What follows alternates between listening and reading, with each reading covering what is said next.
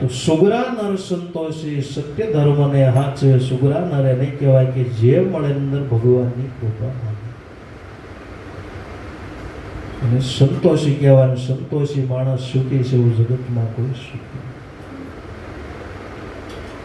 સત્ય ધર્મને હાચવે. સત્ય સ્વરૂપ ઈશ પોતે ધર્મ. ધર્મ પાળવા કરતા સત્યને સમજો. ધર્મને પાળવા કરતા, ભગવાનને ગોતવા કરતા સત્યને તમે સમજો. સત્યને સમજો પછી ભગવાનને ગોતવા નહીં. સત્ય ઈશ પોતે ધર્મ છે. સત્ય ઈશ પોતે ઈશ્વર છે. સત્યમ શિવમ સુંદરમ.